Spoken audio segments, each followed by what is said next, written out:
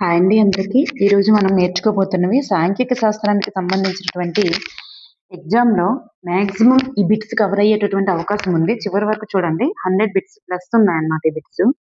మీకు చాలా యూజ్‌ఫుల్ అవుతుంది. చివరి వరకు చూడండి.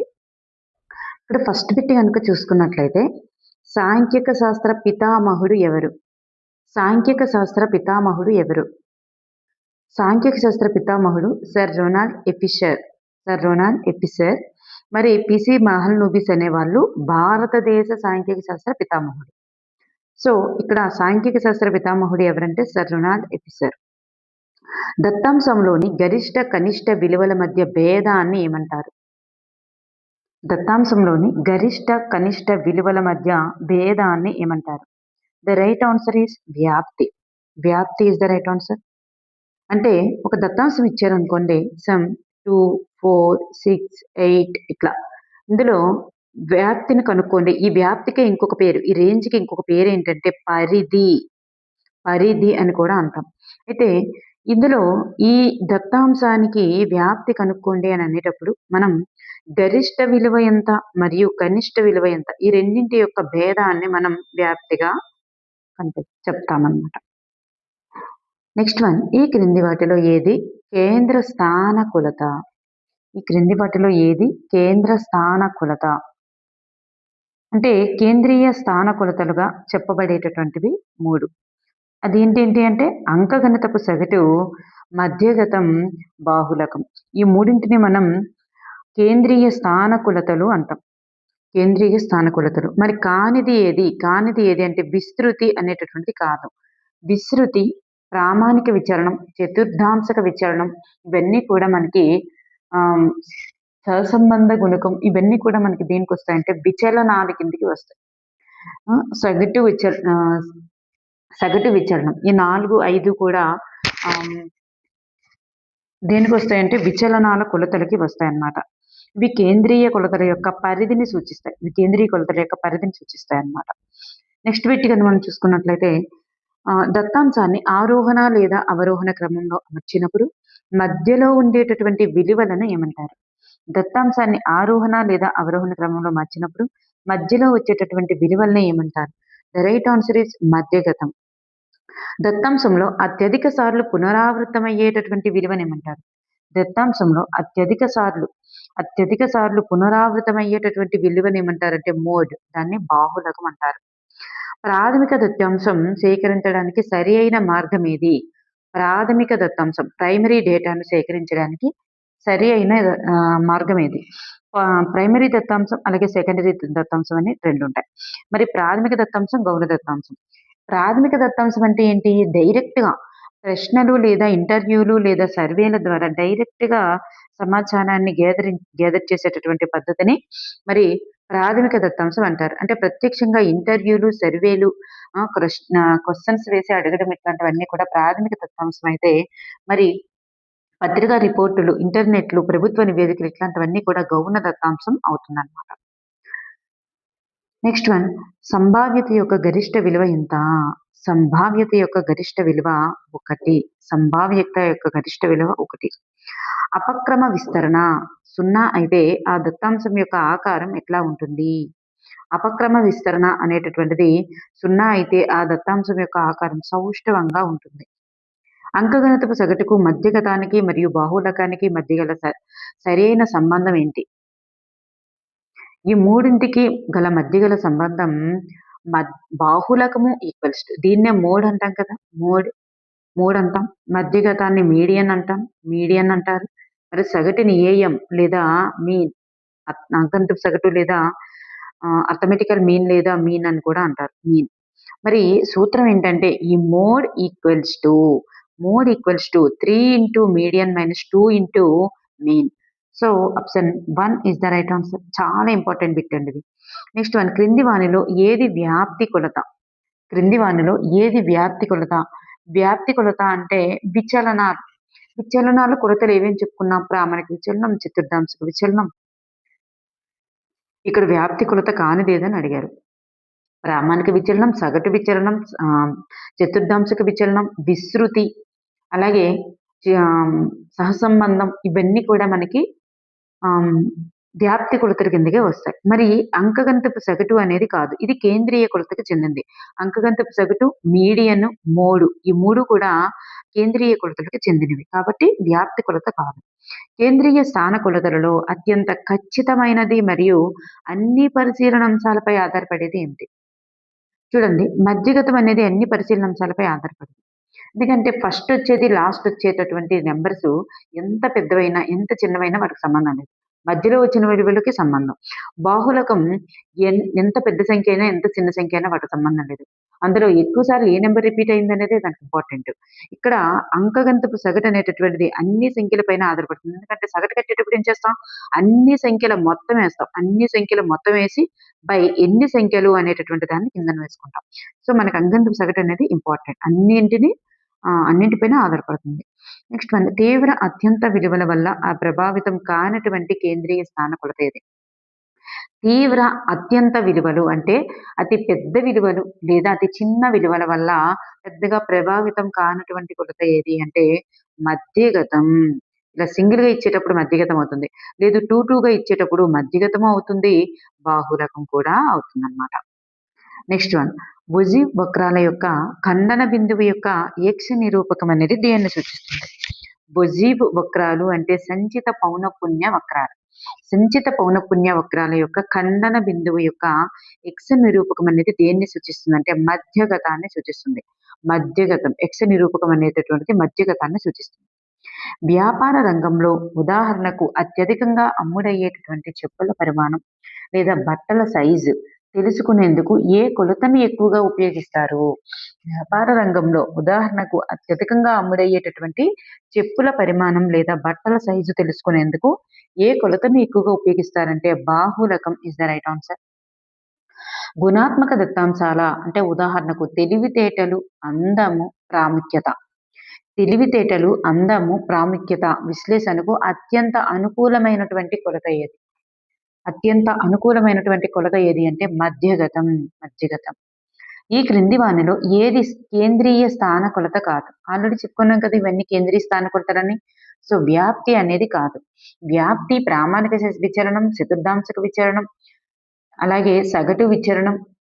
నెక్స్ట్ వన్ విస్తృతి, సహసంబంధం ఇవన్నీ కూడా కేంద్రీయ స్థాన విలువలు కాదు. ఇవన్నీ కూడా విచలనాల కొలతలు అంటే వ్యాప్తికి సంబంధించినవి అన్నమాట. కేంద్రీయ వ్యాప్తిని సూచిస్తాయి. నెక్స్ట్ వన్, సోపాన చిత్రం లేదా హిస్టోగ్రామ్ సహాయంతో రేఖాచిత్ర పద్ధతిలో దేనిని కనుక్కోవచ్చు? హిస్టోగ్రామ్ సహాయంతో రేఖాచిత్ర పద్ధతిలో దేనిని కనుక్కోవచ్చు? బాహుళకాన్ని కనుక్కోవచ్చు. సోపాన చిత్రం లేదా హిస్టోగ్రామ్ సహాయంతో రేఖాచిత్ర పద్ధతిలో బాహుళకాన్ని కనుక్కోవచ్చు అన్నమాట. గుర్తుపెట్టుకోండి, చాలా ఇంపార్టెంట్. ఒక దత్తాంశంలోని అన్ని పరిశీలన విలువలు సమానంగా ఉంటే ఆ దత్తాంశం యొక్క వ్యాప్తి ఎంత అవుతుంది?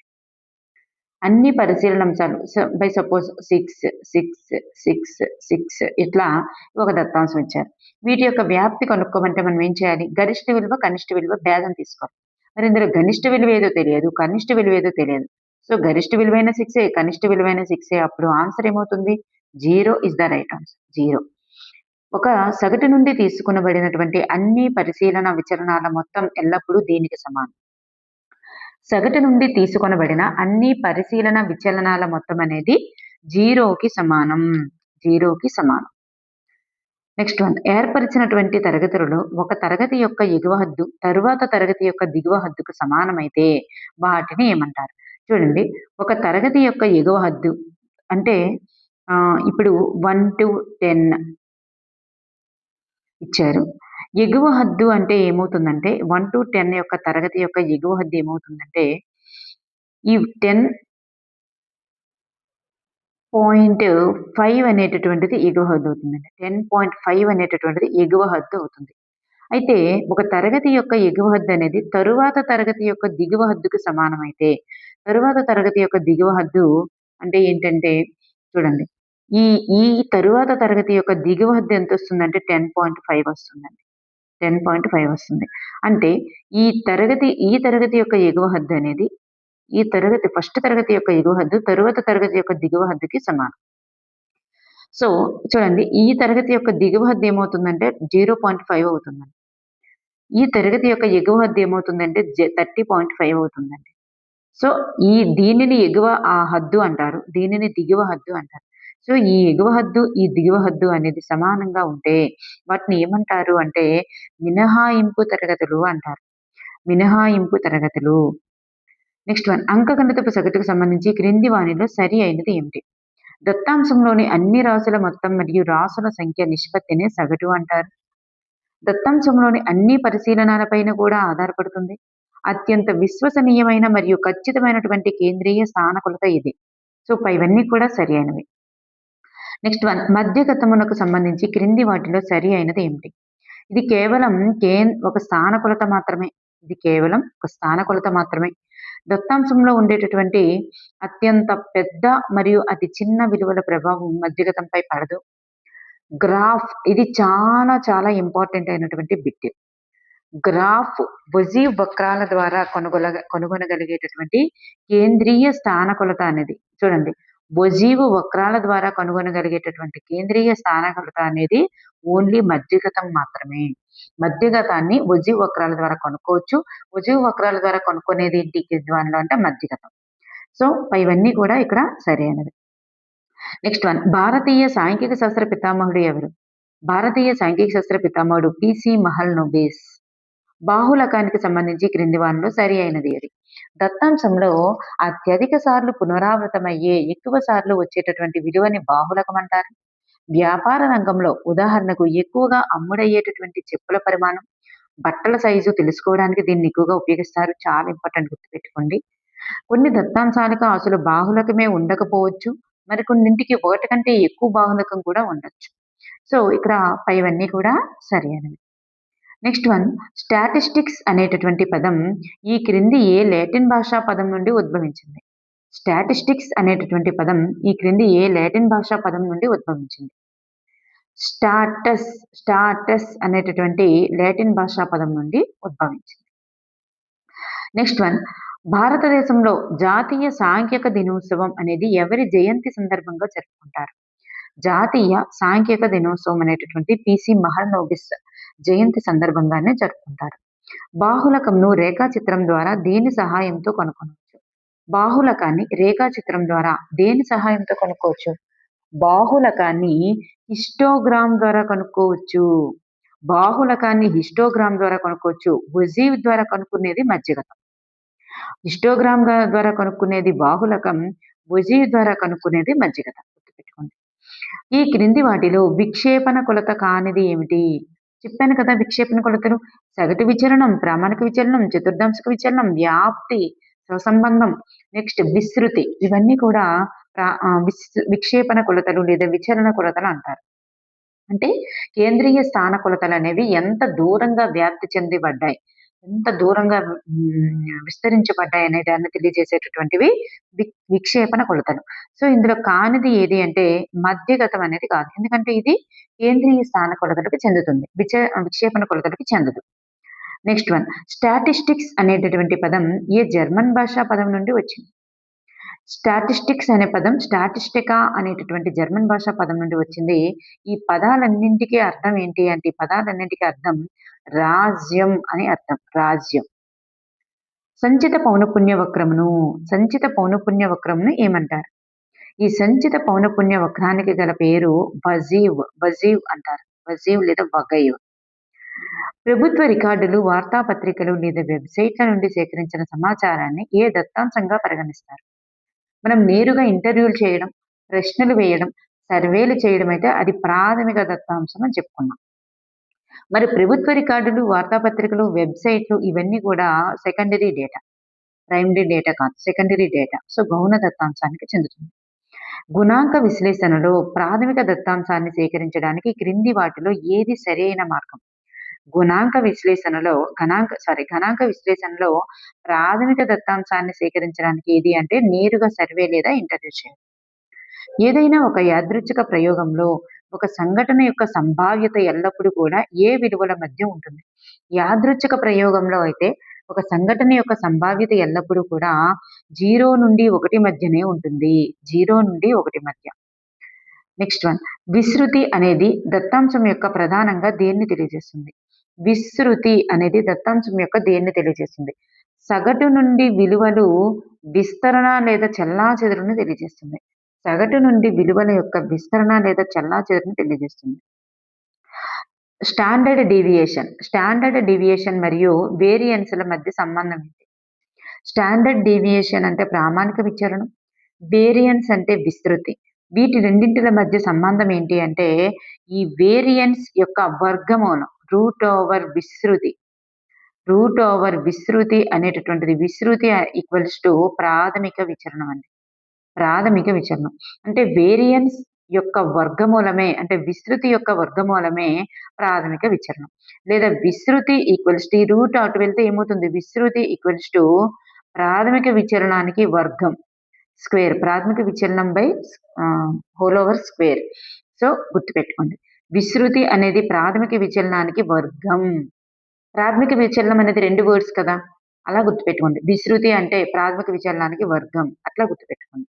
సో, ప్రాథమిక విచలనం అడిగారనుకోండి, ఆల్రెడీ ఇది 2 వర్డ్స్ దాన్ని వర్గం చేయాలి. ఇట్లా గుర్తుపెట్టుకోండి. నెక్స్ట్ వన్ ప్రాథమిక డీవియేషన్ స్టాండర్డ్ డీవియేషన్ విలువ ఎల్లప్పుడూ కూడా ఎట్లా ఉంటుంది? స్టాండర్డ్ డీవియేషన్ యొక్క విలువ ఎల్లప్పుడూ కూడా ఎట్లా ఉంటుంది? ప్రాథమిక విచలనం యొక్క విలువ ఎల్లప్పుడూ కూడా ధనాత్మకంగానే ఉంటుంది. ధనాత్మకం లేదా సున్నాగా ఉంటదన్నమాట. నెక్స్ట్ వన్ ఒక దత్తాంశంలో స్టాండర్డ్ డీవియేషన్ విలువ చాలా ఎక్కువగా ఉందనుకోండి. దాని అర్థం ఏంటి? ఒక దత్తాంశంలో ప్రాథమిక విచలనం లేదా స్టాండర్డ్ డీవియేషన్ యొక్క విలువ ఎక్కువగా ఉంటే దాని యొక్క అర్థం ఏంటంటే సమాచారం సగటు నుండి చాలా దూరంగా విస్తృతంగా చెల్లాచెదరై ఉంది అని అర్థం. చాలా దూరంగా విస్తృతంగా చెల్లాచెదరై ఉందని అర్థం. గణాంక శాస్త్రం యొక్క ప్రాథమిక ఉద్దేశ్యం ఏమిటి? గణాంక శాస్త్రం యొక్క ప్రాథమిక ఉద్దేశ్యం దత్తాంశాన్ని సేకరించడం, వర్గీకరించడం, విశ్లేషించడం, అర్థం చేసుకోవడం. దత్తాంశాన్ని సేకరించడం, వర్గీకరించడం, విశ్లేషించడం, అర్థం చేసుకోవడం. చతుర్థాంశక విచలనానికి సూత్రం ఏంటి? చతుర్థాంశక విచలనానికి సూత్రం ఏంటి? The right answer is option 1. U3 అంటే తృతీయాంశక విచలనం అలాగే ప్రథమ విచలనం బై 2 అన్నమాట. సో ఇది గుర్తుపెట్టుకోండి. చతుర్థాంశక విచలనం ప్రాథమిక విచలనం అనేది 25% ఉంటుంది. చతుర్థాంశక విచలనం అనేటటువంటి తృతీయాంశక విచలనం అనేటటువంటిది 75% ఉంటుంది. అలాగే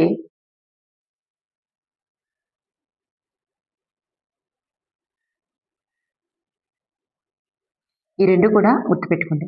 next one coefficient of variation ఎక్కువగా ఉంటే ఏమవుతుంది? కోఎఫిషియంట్ ఆఫ్ వేరియేషన్ ఎక్కువగా ఉంటే ఏమవుతుందంటే స్థిరత్వం తక్కువగా ఉంటుంది. స్టాటిస్టిక్స్ అనేటటువంటి పదాన్ని మొట్టమొదటిసారిగా ఉపయోగించినటువంటి వ్యక్తి ఎవరు? స్టాటిస్టిక్స్ అనేటటువంటి పదాన్ని మొట్టమొదటిసారిగా ఉపయోగించిన వ్యక్తి గాట్ఫ్రైడ్ అచెన్వాల్. క్రింది వాటిలో అత్యంత విశ్వసనీయమైనటువంటి వ్యాప్తి ప్రమాణం ఏది? క్రింది వాటిలో అత్యంత విశ్వసనీయమైనటువంటి వ్యాప్తికి ప్రమాణం ఏది అంటే ప్రామాణిక విచలనం. ప్రామాణిక విచలనం ఎక్కువగా ఉంటే ఏమవుతుంది?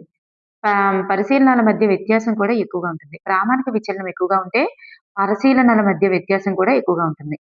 సాపేక్ష వ్యాప్తికి ప్రమాణం ఏంటి? సాపేక్ష వ్యాప్తికి ప్రమాణం వైవిధ్య గుణకం CV. నెక్స్ట్ వన్ 2 చరరాశుల మధ్య సంబంధాన్ని తెలియజేసేటటువంటి ప్రమాణం ఏంటి? 2 చరరాశుల మధ్య సంబంధాన్ని తెలియజేసేటటువంటి ప్రమాణమే సహసంబంధం. నిరూపేక్ష వ్యాప్తికి ప్రమాణం ఏంటి? నిరూపేక్ష వ్యాప్తికి ప్రమాణం ప్రామాణిక విచలనం. హిస్టోగ్రామ్‌లో దీర్ఘచతురస్రాలు ఎలా ఉంటాయి? హిస్టోగ్రామ్ ఇట్లా ఉంటే హిస్టోగ్రామ్‌లో దీర్ఘచతురస్రాలు ఇట్లా ఉన్నాయి కదా! ఈ దీర్ఘచతురస్రాలన్నీ ఎట్లా ఉంటాయంటే ఒకదానికొకటి ఆనుకొని ఉంటాయి.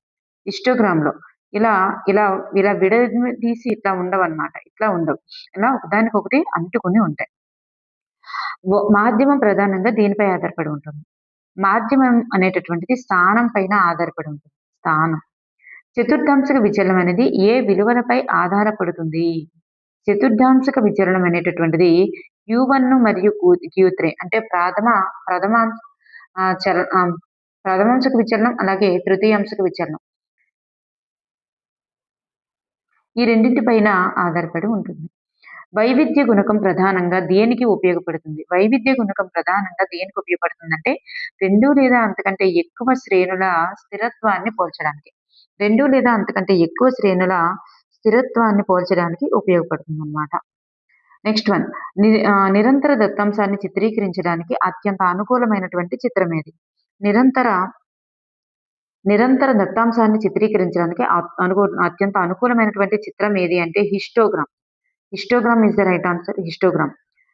పౌనఃపున్య బహుభుజి. పౌనఃపున్య బహుభుజి లేదా ఫ్రీక్వెన్సీ పాలిగ్రాన్ అంటాం. దాన్ని నిర్మించడానికి దీనిని ఉపయోగిస్తారు. దాన్ని నిర్మించడానికి దేన్ని ఉపయోగిస్తారంటే తరగతి మధ్య బిందువులను ఉపయోగిస్తారు. ఈ పౌనఃపున్య బహుభుజిని నిర్మించాలంటే తరగతి మధ్య బిందువుల్ని ఉపయోగిస్తారు. ఒజీవ్ ద్వారా సాధారణంగా ఏమి కనుగొంటారు? ఒజీవ్ ద్వారా సాధారణంగా ఏమి కనుగొంటారు? మధ్యగతాన్ని కనుగొంటారు. ఒజీవ్ ద్వారా చాలా ఇంపార్టెంట్ గుర్తుపెట్టుకోండి. ఈ క్రింది వాటిలో సాపేక్ష వ్యాప్తి ప్రమాణం ఏంటి? సాపేక్ష వ్యాప్తి ప్రమాణం వైవిధ్య గుణకం సిబి. ఈ క్రింది వాటిలో కమ్మీ రేఖ చిత్రాలకు సంబంధించి సరికానిది ఏమిటి? కమ్మీ రేఖ చిత్రాలకు సంబంధించి సరికానిది. ఈ కమ్మీ రేఖ చిత్రాలు అన్ని కమ్మీల వెడల్పులు సమానంగా ఉంటాయి. కమ్మీ రేఖ చిత్రాలు ఎట్లా ఉంటే ఈ వెడల్పులు అన్ని కూడా సమానంగా ఉంటాయి. ఈ వెడల్పులు కమ్మీ రేఖ చిత్రంలో ఈ వెడల్పులన్నీ కూడా సమానంగా ఉంటాయి. కమ్మీ రేఖ చిత్రాల్లో వెడల్పులు దేనిని సూచించవు. ఈ వెడల్పులు దేన్ని కూడా సూచించవు. కమ్మీల మధ్య ఉండేటటువంటి ఖాళీలు సమానంగా ఉంటాయి. ఈ కమ్మీల మధ్య ఉండేటటువంటి ఖాళీలు అనేటటువంటివి ఉన్నాయి కదా కమ్మీ రేఖ చిత్రంలో, ఈ ఖాళీలు అనేటటువంటివి సమానంగా ఉంటాయి. అంటే ఈ మధ్య ఉండేటటువంటి ఖాళీ అంటే ఈ మధ్య ఉండేటటువంటి ఖాళీలు సమానంగా ఉంటాయి. కమ్మీలు అన్ని కూడా ఒకే రేఖపై ఉండేలా కూడా ఉండాలి. సో ఇక్కడ ఉండేలా గీయనవసరం లేదన్నారు కాబట్టి ఇది సరికాదన్నమాట. కమ్మీ రేఖ చిత్రంలో అతి పొడవైనటువంటి కమ్మి దేన్ని సూచిస్తుంది? ఈ అతి పొడవైనటువంటి కమ్మి ఉంటుంది కదా, ఈ కమ్మీ రేఖ చిత్రంలో అతి పొడవైనటువంటి కమ్మి దేన్ని సూచిస్తుంది అంటే బాహుళకాన్ని సూచిస్తుంది. బాహుళకాన్ని సూచిస్తుందన్నమాట. నెక్స్ట్ వన్ చాలా చాలా ఇంపార్టెంట్ బిట్ అండి ఇది. చాలా టేక్ కేర్ చూడండి. ఇక్కడ ఇలా ఇచ్చారు కదా, వీటికి ఎగువ హద్దులు వరుసగా అని అడిగారు. ఎగువ హద్దులు వరుసగా అంటే అర్థం ఏంటంటే ఇక్కడ ఒక చిన్న పాయింట్స్ ఉంటాయండి. ఎగువ అవధి దిగువ చూడండి. ఫస్ట్ దిగువ అవధి అంటే ఏంటి? ఎగువ అవధి అంటే ఏంటి? దిగువ హద్దు అంటే ఏంటి? ఎగువ హద్దు అంటే ఏంటి అనేది తెలియాలి ఫస్ట్. మీరు హద్దులు పక్కన పెడితే అవధిలు చాలా ఈజీ. ఇక్కడ ఫస్ట్ మనకి ఈ 2 ఇచ్చారు కదా, ఈ రెండింటిలో ఫస్ట్ 41 to 50 అని ఉంది కదా, దీనికి దిగువ అవధి ఏమవుతుంది అంటే ఈ ఫస్ట్ నెంబర్ దిగువ అవధి అవుతుంది. ఎగువ అవధి అంటే ఏంటంటే సెకండ్ నెంబరే ఎగువ అవధి. సో ఇక్కడ ఈ 51 దిగువ అవధి అయితే ఈ 60 అనేటటువంటిది ఈ 51 అనేటటువంటిది ఎగువ అవధి అయితే ఈ 60 అనేటటువంటిది 51 అనేది దిగువ అవధి అయితే ఈ 60 అనేటటువంటిది ఎగువ అవధి అవుతుందన్నమాట. చూడండి, దిగువ అవధి అంటే ముందున్నది అవధి. నేను అడిగే వర్డ్ ఇక్కడ అవధి. దిగువ అవధి అంటే ముందున్న నెంబరు, ఎగువ అవధి అంటే వెనుక ఉన్న నెంబరు. ఫస్ట్ ఇచ్చినటువంటి దత్తాంశాన్ని ఏమి మార్పులు చేయనవసరంలా. ఈ చూడండి, ఈ 51 to 60 ఉంది కదా, ఈ ఫస్ట్ ఉన్న నెంబరు దిగువ అవధి, సెకండ్ ఉన్నది ఎగువ అవధి. క్లియర్? నెక్స్ట్ వన్, ఇది అయిపోయింది కదా, ఎగువ అవధి దిగువ అవధి. ఇప్పుడు దిగువ హద్దు ఎగువ హద్దు. ఇప్పుడు ఈ 2 దత్తాంశాలు 2 ఇచ్చారు కదా, ఇందులో 41 to 50 తీద్దాం. 41 to 50 వీటికి మనకి నెక్స్ట్ 51 to 60 కదా. సో దీనికి మనకి ఎగువ హద్దు కావాలి. ఫస్ట్ మనకి దిగువ హద్దు ఎగువ హద్దు తెలియాలి. దిగువ హద్దు అంటే దీనికి 0.5 కలపండి, ఇది దిగువ హద్దు. దీనికి 0.5 కలిపితే ఇది ఎగువ హద్దు.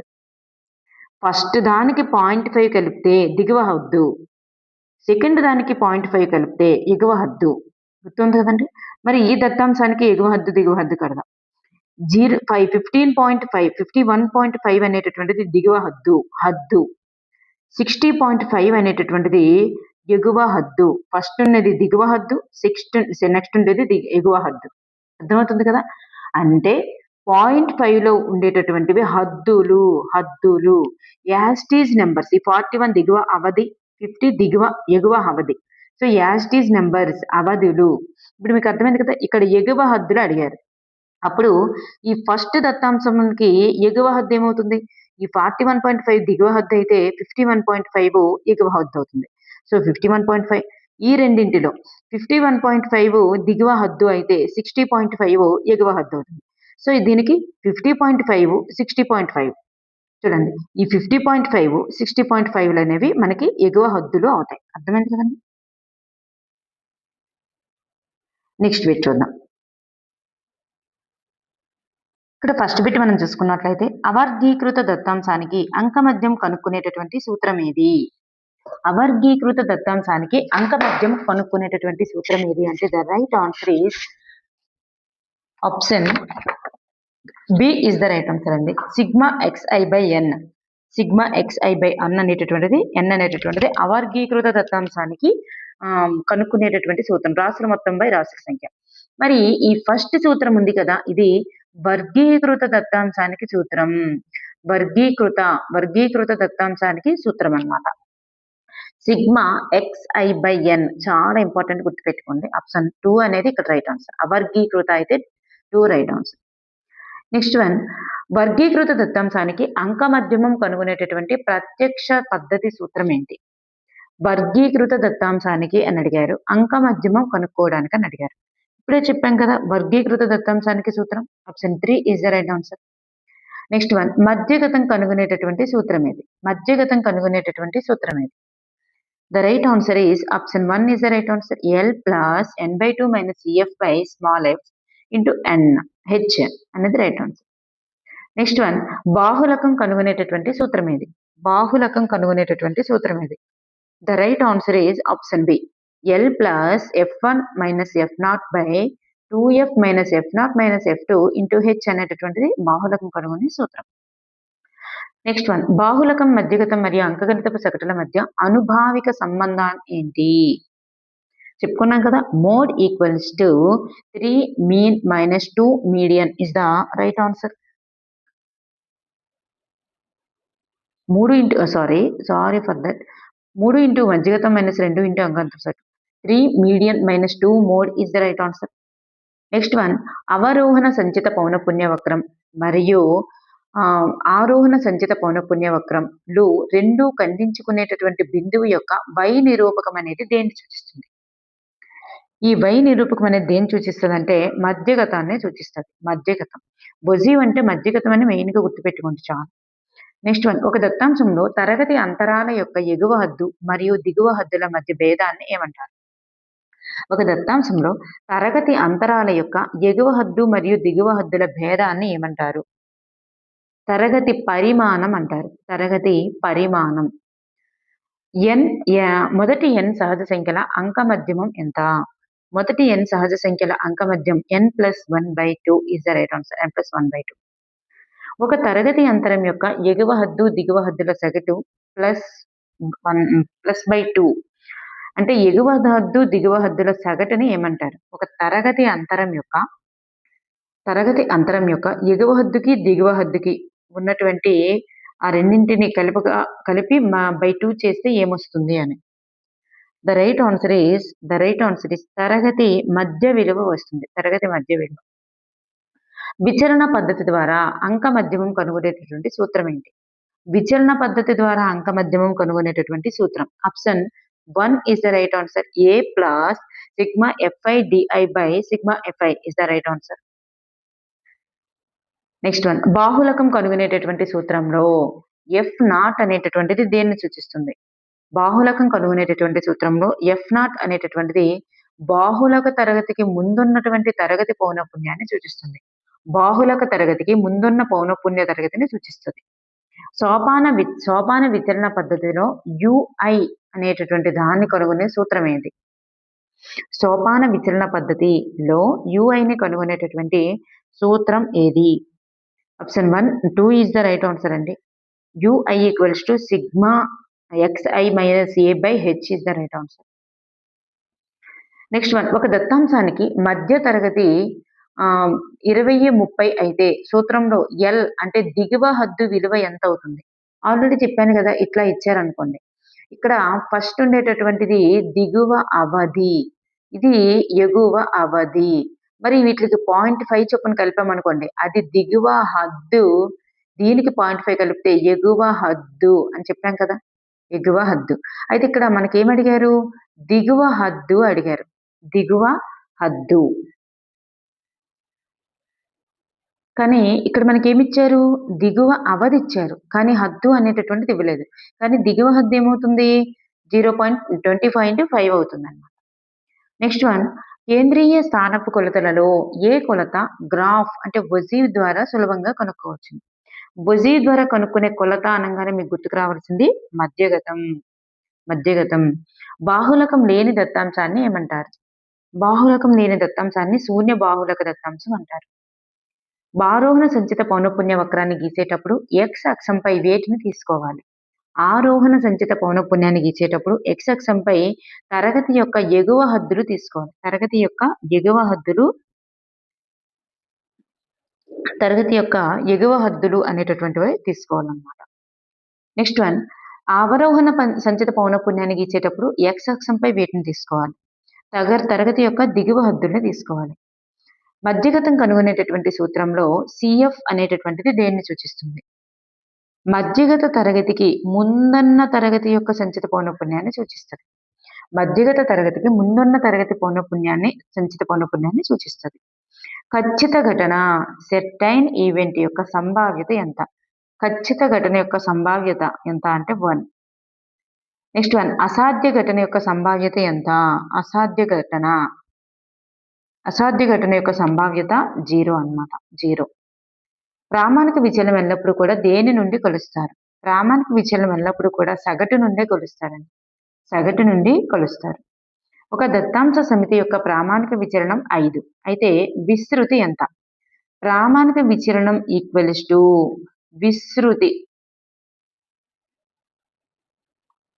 విస్తృతి ఏమవుతుంది అంటే ప్రామాణిక విచలనం ఈక్వల్స్ టు √ విస్తృతి అన్నమాట.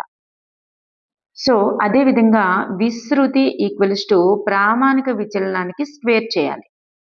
అర్థమవుతుంది కదా? ప్రామాణిక విచలనానికి స్క్వేర్ చేయాలి అంటే విస్తృతి కావాలంటే ప్రామాణిక విచలనానికి స్క్వేర్ చేయాలి. So option 4 is the right answer. కేంద్రీయ స్థానం నుండి విచలనాల మొత్తానికి సగటుతో సహా కేంద్రీయ స్థానం నుండి అన్ని విచలనాల మొత్తానికి విలువల మొత్తం ఎంత ఉంటుంది అంటే ఎంత ఉంటుంది టోటల్ గా? ద రైట్ ఆన్సర్ ఇస్ 0 ఉంటదండి. 0 ఉంటదన్నమాట. నెక్స్ట్ వన్, చతుర్థాంశక విచలనం దేని ఆధారంగా లెక్కించబడుతుంది? చతుర్థాంశక విచలనం నుంచి మధ్యగతమైనటువంటి ద్వితీయ చతుర్థాంశకమైనటువంటి మధ్య 50% దత్తాంశం నుంచి లెక్కించబడుతుంది అనమాట. మధ్యగా ఉన్నటువంటి 50% దత్తాంశం నుంచి లెక్కించబడుతుంది అనమాట. నెక్స్ట్ వన్, దత్తాంశంలోని అన్ని అంశాలను ఒకే స్థిరమైనటువంటి సంఖ్యతో ఉదాహరణకు 5తో గుణిస్తే అప్పుడు కొత్త ప్రామాణిక విచలనం ఏమవుతుంది? ఒకే దాంతో స్థిరమైనటువంటి నెంబర్తో గుణించినప్పుడు ఏమవుతుంది? అదే సంఖ్యతో ప్రామాణిక విచలనం ఏమవుతుందంటే అదే దత్తాంశంలోని అన్ని అంశాలకు ఒక స్థిరమైన సంఖ్యతో గుణించామనుకోండి, అప్పుడు కొత్త ప్రామాణిక విచలనం ఏమవుతుందంటే అదే సంఖ్యతో గుణించబడుతుంది అనమాట. నెక్స్ట్ వన్, సగటు విచలనం దేని నుండి లెక్కించినప్పుడు కనిష్టంగా ఉంటుంది? సగటు విచలనం మధ్యగతం నుండి లెక్కించినప్పుడు కనిష్టంగా ఉంటుంది. వ్యాప్తి గుణకం కనుగొనేటటువంటి సూత్రం ఏంటి? వ్యాప్తి గుణకం కనుక్కోవడానికి సూత్రం ఆప్షన్ 1 అండి. అంటే గరిష్ట విలువ మైనస్ కనిష్ట విలువ బై గరిష్ట విలువ ప్లస్ కనిష్ట విలువ. చూడండి, గుణకం ఇక్కడ వ్యాప్తి కాదు. వ్యాప్తి కనుక్కోవడానికి గరిష్ట విలువ మైనస్ కనిష్ట విలువ. కానీ వ్యాప్తి గుణకం కనుక్కోవాలంటే గరిష్ట విలువ మైనస్ కనిష్ట విలువ బై గరిష్ట విలువ ప్లస్ కనిష్ట విలువ అనేది వేయాలి. చతుర్థాంశక విచలనం యొక్క సరైన సూత్రం ఏంటి? చతుర్థాంశక విచలనం యొక్క సరైన సూత్రం u3 - q1 బై 2 అనేటటువంటిది రైట్ ఆన్సర్ అన్నమాట. నెక్స్ట్ వన్, ఇది చతుర్థాంశక విచలనం యొక్క గుణకానికి సూత్రం, లాస్ట్ వన్ అది. నెక్స్ట్ వన్, చతుర్థాంశక విచలనం యొక్క గుణకం యొక్క సూత్రం ఏంటి? ఇవ్వండి, నెక్స్ట్ బిట్గానే వచ్చింది. చతుర్థాంశక విచలనం యొక్క గుణకానికి సూత్రం ఏంటి? Option C is the right answer. u3 - q1 by q3 plus q1. u3 - q1 by q3 plus q1 అనేది మనకి రైట్ ఆన్సర్. ఇక్కడ మనకి ఇచ్చారు కదా లాస్ట్ వన్, అదే అనమాట. నెక్స్ట్ వన్, గుణకానికి సూత్రం ఇది చూసారా? చతుర్థాంశక విచలనం గుణకానికి సూత్రం, ఇది చతుర్థాంశక విచలనానికి సూత్రం. నెక్స్ట్ వన్, అవర్గీకృత దత్తాంశం యొక్క సగటు నుండి లెక్కించే సగటు విచలనం. చూడండి, అవర్గీకృత దత్తాంశం సగటు నుండి లెక్కించే సగటు విచలనానికి సూత్రం ఏంటి? సగటు విచలనానికి సూత్రం sigma X minus X bar by N. ఇది మనకి సగటు విచలనానికి సూత్రం. ఓకేనండి. నెక్స్ట్ వన్, ప్రామాణిక విచలనం కనుగొనడానికి ప్రాథమిక సూత్రం. ప్రాథమిక విచలనం కనుక్కోవడానికి సూత్రం ఏంటంటే ఆప్షన్ బి. దానికి చూసారా, సగటు విచలనానికి రూట్ చేశారు, నెక్స్ట్ ఇక్కడ ఉన్నటువంటి దాన్ని స్క్వేర్ చేశారు. సిగ్మా ఇది కామన్ గానే ఉంది by N X minus X bar. చూసారా, మనకి ఇక్కడ ఎక్స్ట్రాగా వచ్చింది ఏంటంటే స్క్వేర్ అనేది వచ్చింది, రూట్ అనేది వచ్చింది. ఈ లోపల ఉన్నది సగటు విచలనం అయితే ఈ రూట్ పెట్టి మరి నెక్స్ట్ ఈ బార్ లో ఉన్నదాన్ని మాత్రమే స్క్వేర్ చేస్తే అది ప్రామాణిక విచలనం అవుతుంది. చూసారు కదా, ప్రామాణిక విచలనం అవుతుంది. అదే ఈ రూట్ అనే దాన్ని మనం తీసేస్తే ఆ స్క్వేర్ ఉంటుంది, కానీ ఆ రూట్ అనే దాన్ని గనక మనం తీసేస్తే,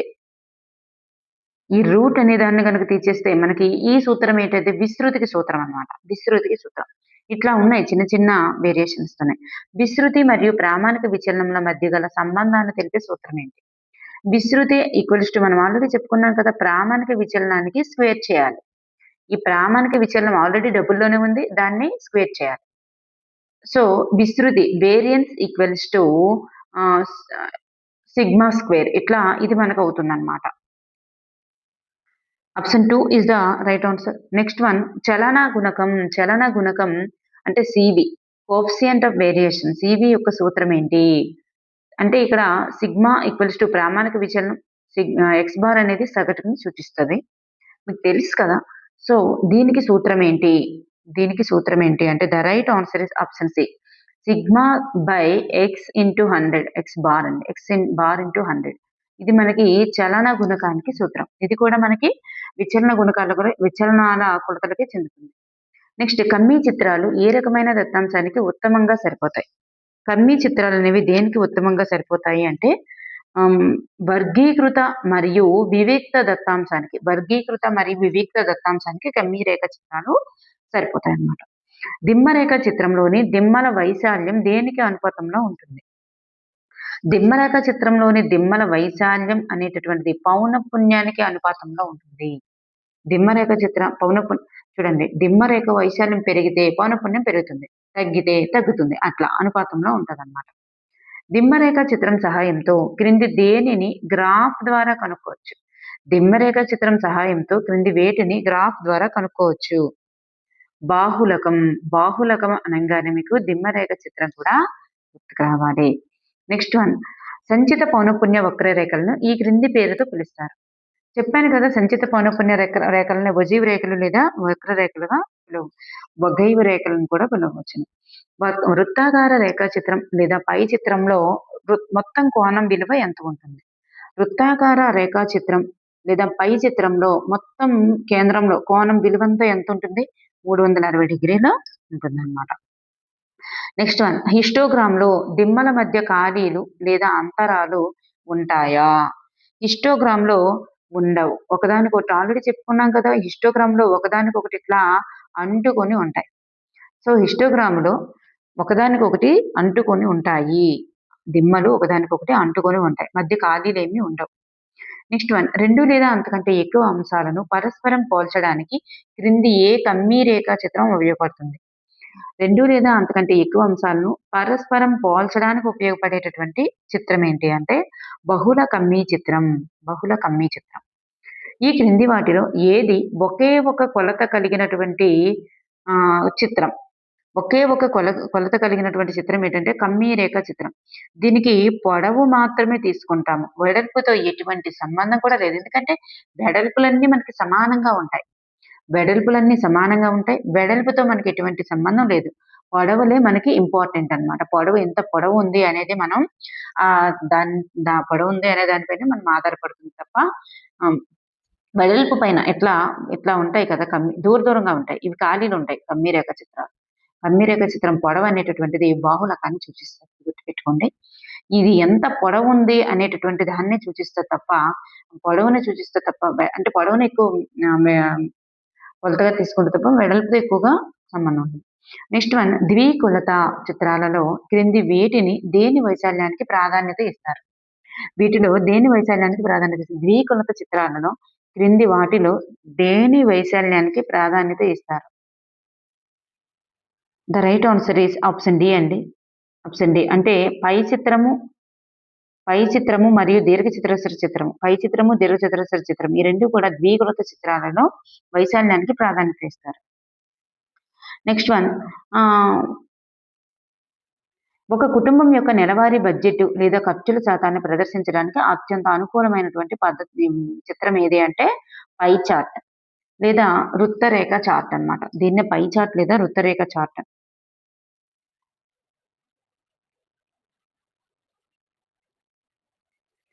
అని అంటాం. నెక్స్ట్ వన్ హిస్టోగ్రామ్‌లోని ప్రతి దిమ్మ యొక్క పైభాగం కూడా మధ్య బిందువులను సరళ రేఖలతో కలిపేటటువంటి రేఖా రూపాన్ని ఏమంటారు? హిస్టోగ్రామ్‌లోని ప్రతి దిమ్మ యొక్క పైభాగం మధ్య బిందువులను సరళ రేఖలతో కలిపితే ఏర్పడే రూపాన్ని ఏమంటారు? పౌనఃపున్య బహుభుజి అంటారు. పౌనఃపున్య బహుభుజి. బొమ్మలు లేదా గుర్తులను ఉపయోగించి దత్తాంశాన్ని ప్రదర్శించేటటువంటి పద్ధతిని ఏమంటారు? బొమ్మలు గాని, గుర్తులు గాని ఉపయోగించి దత్తాంశాన్ని ప్రదర్శించేటటువంటి పద్ధతే పటచిత్రం. పటచిత్రం. భౌగోళిక పటాలు లేదా మ్యాప్‌ల సహాయంతో దత్తాంశాన్ని ప్రదర్శించడాన్ని ఏమంటారు? భౌగోళిక పటాలు లేదా మ్యాప్‌ల సహాయంతో దత్తాంశాన్ని ప్రదర్శించడాన్నే బాహుళక కమ్మీ చిత్రం అంటారు. బహుళ కమ్మీ చిత్రం అంటారు. బహుళ కమ్మీ చిత్రం. ఆరోహణ సంచిత పౌనఃపున్య వక్రరేఖ ఎల్లప్పుడూ ఏ దిశ వైపు సాగుతుంది? ఆరోహణ సంచిత పౌనఃపున్యం అంటే చిన్న నుండి పెద్దకే కదా ఇలా పెరుగుతూ ఉంటుంది. సో, ఎట్లా ఉంటుంది అప్పుడది? నిలువుగా ఉంటుందన్నమాట. ఇది ఎప్పుడు కూడా నిలువుగా ఉంటదన్నమాట. నిలువుగా ఉంటది. ఆరోహణ సంచిత పౌనఃపున్య వక్రరేఖ యొక్క దిశ ఎప్పుడు కూడా నిలువుగా ఉంటదన్నమాట. నెక్స్ట్ వన్ కమ్మీ చిత్రాలలో కమ్మీల వెడల్పులు ఎలా ఉంటాయి? కమ్మీ చిత్రాల్లో కమ్మీల వెడల్పులు అన్నీ కూడా సమానంగా ఉంటాయి. 2 వేర్వేరు వజీవ్ వక్రరేఖలు ఆరోహణ మరియు అవరోహణ వక్రరేఖలు ఖండించుకునే బిందువులు x అక్షంపై గీసినటువంటి లంబము దేన్ని సూచిస్తాయి? చూడండి ఏవైనా ఆరోహణ, అవరోహణ వక్రరేఖలు ఖండించుకునే బిందువు నుండి x అక్షానికి తీసినటువంటి ఇట్లా లంబం అనేది ఉంటుంది కదా! ఈ లంబం దేన్ని సూచిస్తుందంటే మధ్యగతాన్ని సూచిస్తది. మీరు ఏదైనా అనుకోండి వజీవ్ వక్రరేఖలు అంటే గనక మీరు తప్పనిసరిగా మధ్యగతం అని గుర్తుపెట్టుకోండి. నెక్స్ట్ వన్ త్రికొలత చిత్రాలకు క్రింది వాటిలో ఏది సరైన కొలత? త్రికొలత చిత్రాలకు క్రింది వాటిలో ఏది సరైన కొలత అంటే ఘనాలు మరియు సిలిండర్లు అనేది ఘనాలు మరియు సిలిండర్లు అనేది. నెక్స్ట్ వన్ 3 డైమెన్షియల్ అమ్మ. 3 డైమెన్షియల్ హిస్టోగ్రామ్‌లో దిమ్మల యొక్క వెడల్పు అనేటటువంటిది దేన్ని సూచిస్తాయి? హిస్టోగ్రామ్‌లో దిమ్మల వెడల్పు అనేది తరగతి అంతరాన్ని సూచిస్తది. తరగతి అంతరం. కాల గమనాన్ని బట్టి మారేటటువంటి దత్తాంశాన్ని ఉదాహరణకు సంవత్సరాల వారీగా జనాభా పెరుగుదల ఇట్లాంటివి ప్రదర్శించడానికి అత్యంత అనుకూలమైనటువంటి రేఖాచిత్రం ఇది. చూసారా మన స్కూల్స్‌లో ప్రతి సంవత్సరం పిల్లల యొక్క మార్కుల దాన్ని కూడా ఆ రూపంలోనే ప్రదర్శిస్తారు. మార్కులు ఎట్లా వచ్చాయన్నది. సో, ఇట్లా ఉండేటటువంటి ఇట్లాంటి వాటిని మనం ప్రదర్శించడానికి ఉపయోగపడేటటువంటిది కాలశ్రేణి రేఖాచిత్రం లేదా సరళ రేఖాచిత్రం అన్నమాట. కాలశ్రేణి రేఖాచిత్రం లేదా సరళ రేఖాచిత్రం. పౌనఃపున్య బహుభుజిని ఏ రకమైనటువంటి దత్తాంశానికి మాత్రమే గీయవచ్చు? పౌనఃపున్య బహుభుజిని వర్గీకృత దత్తాంశానికి మాత్రమే గీయవచ్చు. వర్గీకృత దత్తాంశం. ఒకే కమ్మీని వేర్వేరు భాగాలుగా విభజించి ఒక్కో భాగం ఒక నిర్దిష్ట ఉప అంశాన్ని సూచించేలా గీసే చిత్రాన్ని ఏమంటారు? ఒకే కమ్మీని వేర్వేరు భాగాలుగా విభజించి ఒక్కో భాగం ఒక నిర్దిష్ట ఉప అంశాన్ని సూచించేలా గీసే చిత్రాన్ని ఏమంటారు అంటే విభజిత కమ్మీ చిత్రం అంటారు. విభజిత కమ్మీ చిత్రం. నెక్స్ట్ వన్ పై చిత్రంలో ఒక నిర్దిష్ట అంశం యొక్క కోణాన్ని కనుగొనడానికి ఉపయోగించే సరైన సూత్రం ఏంటి? ఇప్పుడు పై చిత్రం ఉంది. ఓన్లీ ఈ భాగం యొక్క కొలతే కావాలి. లేదా మనకి ఈ భాగం యొక్క కొలత కావాలి. ఇట్లా అనుకున్నాం అనుకోండి. అప్పుడు ఆ కోణం విలువ కనుక్కోవడానికి సూత్రం ఏంటి అంటే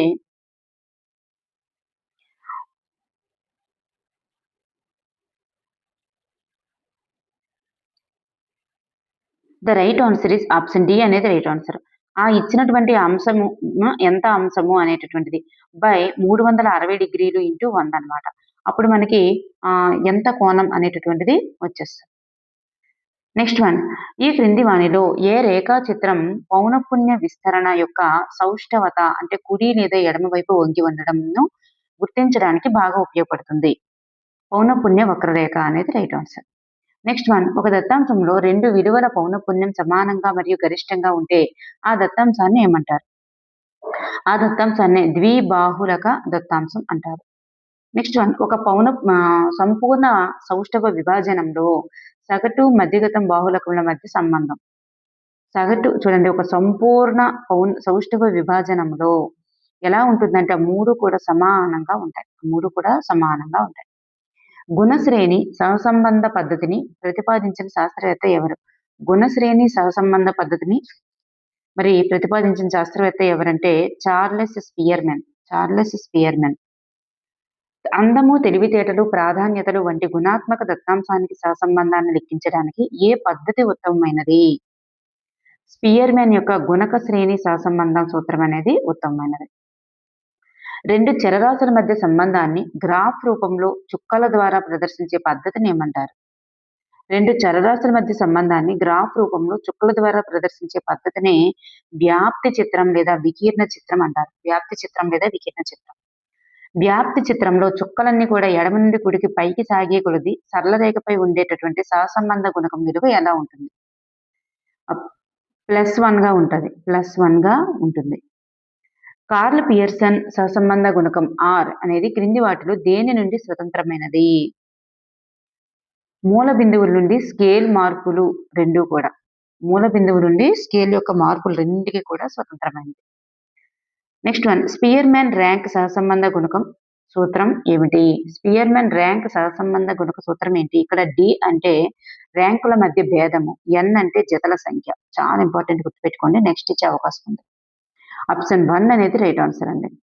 rho equals to 1 minus 6 sigma d square by n into n square minus 1 is the right answer. Okay, and thank you for everyone.